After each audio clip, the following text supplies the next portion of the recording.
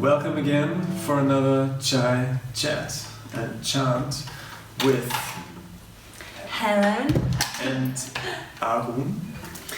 We welcome you, and we're very happy to present today one of the key topics to yogic lifestyle, and you might have heard of Vairagya. It means letting go, basically. Yes. Totally. So I have to be honest, when Arun said, let's do this topic, letting go, and I was feeling like, wow, yeah, this is a powerful topic, because I've really not been able or had the capacity to let go very much recently. And so it's really something that it's, I think, throughout your life, your journey, your yogic path, it's a constant process of enabling yourself to let go, but not only letting go, but being more dispassionate, knowing how to retract from the world, particularly in this time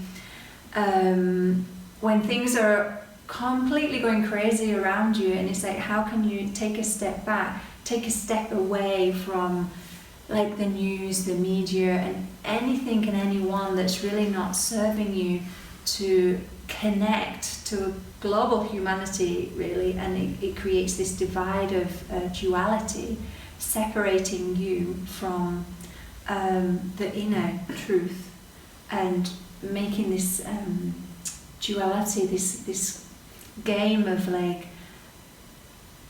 we're all disconnected. Yeah, so right. So you're pointing to the global scale, and it definitely has a global impact and influence. Naturally, what we do, when you look on a very individual and personal level, it's I'm sometimes surprised how many things you can actually accumulate. You know, even if you succeed in letting go certain things, say letting go of a certain habit, which is not easy at all to achieve. But also letting go of just your attachment to people, to things you think you need in your life. So if you're able to let go and to get kind of rid of something, how's it possible that new things come in all the time again? And so letting go is a constant process, because somehow life brings it with itself, that you accumulate so much that you always get attached to things, because we always run around and we do things. So letting go is always required, until of course you master Vairagya, which on a very advanced level would mean that you don't even get attached to things in your life, even though you do them, you know. Oh, you're not involved. On a really advanced level would be when you look at monks and sadhus, and those that retract from any worldly engagement to kind of meditate in a cave. Now, that is not the normal reality for most of us. We don't have that possibility. So we're constantly in this process of gaining stuff, information, physical things. You know, you think of a spring cleaning of your house. Often it's known that we spring clean our house at springtime. Get rid of things, get rid of stuff, and that helps cleanse your mind to a certain capacity. But we often don't think about using this same idea and process of doing the same thing with your thoughts. So I read a beautiful book once by a Buddhist monk woman named Tenzin Palmo, and she it's called Cave in the Snow, and she would talk about how it's so important to really do this practice of cleaning your mind So that comes through meditation, obviously. But back to our conversation, I think we also need to think about how we can really connect to ourselves and connect to one another by being... now I'm losing my train of thought.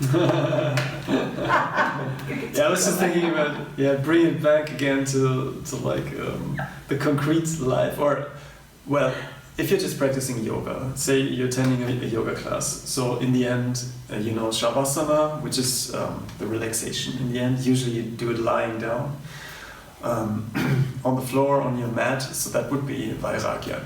And the interesting thing is, you also go to a yoga class because you want to achieve something. Say you have a sore back and you want some relief from pain.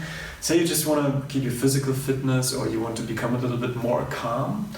And this is why you practice. So you bring an effort into your yogic practice. And then in the end, it's very important to let go. So you need... This is an essential part. Some say shavasana in the end, the letting go posture, if you wish, is the most difficult posture actually to achieve. Yeah. So it's this: you're trying to do something, you want to do something, you aim at something, but then also you let go of the expectation that it will happen. And the ironic thing, or the wise thing, that the yogis knew, then it's going to happen. Then it's likely to happen, Mm-hmm. So if you let go of your attachment to the result you want, that your back doesn't hurt, or that you stay fit, or whatever you want to get out of a yoga practice. And I think that's really important, is the fact that we start on a yogic pathway because something's led us in there. Maybe a physical injury, maybe some kind of needing to cleanse the mind, needing something other than your normal regular life, whatever journey you got you onto the mat, then I'm shit, we were nearly in time. You let go. Okay, we were chatting beforehand, and it was because I can't say the word very well, Vairagya. And it's too close to the word Viagra. So that my mind has gone totally off the wall.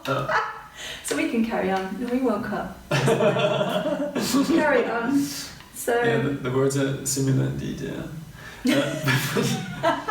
But when you look to the old yogic texts, you will find Vairagya and not Viagra. But of course, you will find another word actually. So when you look into the Yoga Sutra, that's the 12th sutra in the first chapter, and there it says Abhyasa Vairagya Tan Nirodha. That's a definition of. The interesting thing is the word before letting go, before Vairagya, is Abhyasa, and Abhyasa means your discipline. It means your daily or whatever discipline, what you do, your yoga practice, or whatever you do in your life. And so this is very close together. So you do the discipline, and then the letting go is as important. And immediately after, so this is yoga, and he says Tan Nirodha. That means the fluctuations of the mind. You quiet your mind. That's what it means actually. Mm-hmm. So discipline and letting go, these two essential things, they are just as important. Yeah. And what you achieve is a silent mind. On that note, I think without needing for this to be perfect and creating a silent mind, we're just going to put it out there as it is. You think about it and then you put it out. So it's a letting go of this idea that everything also has to be perfect. Our mind can be busy, our mind can be... but if we keep coming back to the mat, keep disciplining ourselves with the practice, those practices that serve you, slowly, day by day, bit by bit, you will be able to become dispassionate, be able to bring yourself into this state of Vairagya.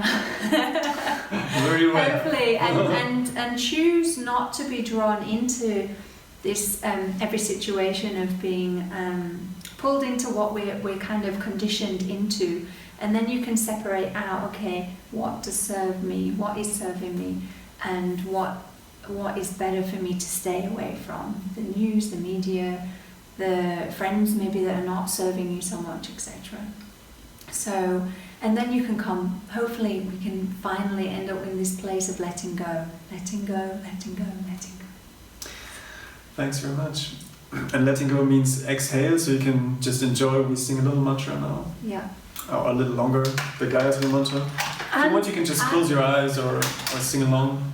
Yeah, and I have a nice English translation of the Gayatri. So from a nice philosopher, Douglas Rook, and it says, the eternal earth, air and heaven, that glory, that resemblance of the sun, may we contemplate the brilliance of that light, may the sun inspire our minds. So summer solstice is in a couple of days, so with this is why we chose the Gayatri mantra, and it's also an opportunity through the solstice to recheck in with yourself and look at what do I need to work on letting go wise. What do I want to bring into my life? What do I want to let go of? Very nice. Vairagya. To start with. Okay.